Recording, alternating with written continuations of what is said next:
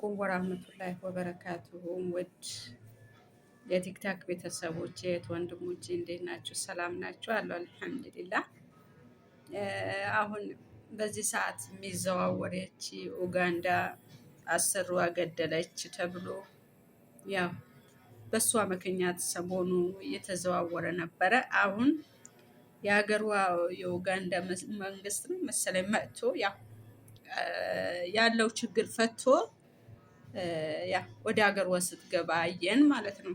እና በዛ ምክንያት እናንተ የሀገራችን ሰው እንደ ቤቱ እንጂ እንደ ጎረቤቱ አያድርም። የኔ ውዶች በተቻለን መጠን ራሳችንን እንጠብቅ፣ ራሳችንን እንጠብቅ። ከዛ በላይ ደግሞ አላህ ይጠብቀን። የኛ ተከራካሪም እንኳን እንደዚህ አይነት ሊደረግልን ዶክተር አብይ በእኛ በሀገራችን ያለው ችግር ራሱ እናታችን፣ አባቶቻችን፣ እናቶቻችን፣ እህቶቻችን፣ ወንድሞቻችን፣ ህፃናቶች ሲሞቱ ራሱ በዛ ጉዳይ ራሱ ትክክለኛ ፍትህ አላገኙም። ያው በየቦታው በየሀገሩ ደም እየፈሰሰ ነው። ደም ከልብ እየሆነ ነው። እንኳን ባህር አቋርጦ እንደዚህ ተሻግሮ የኛ ደም ሊከራከሩልን ይቅርና በሀገራችን ያለው ህዝባችን ራሱ ፍትህ አላገኝም።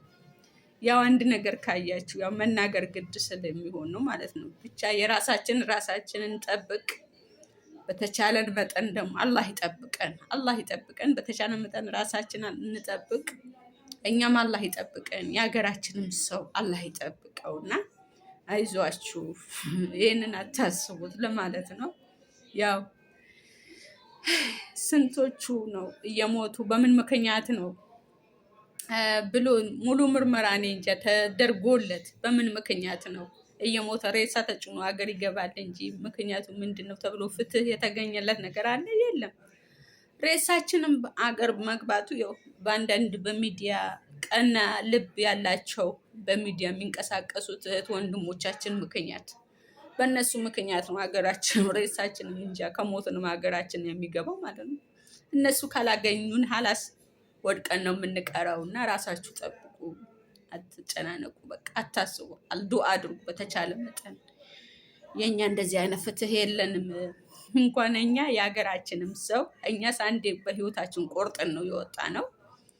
ያው አላህ ጠባቂያችን አላህ ነው። አሁንም ግን የሀገራችን ሰው መቼ ፍትህ አገኘ ላችኋለሁ። ይህን ለማለት ነው።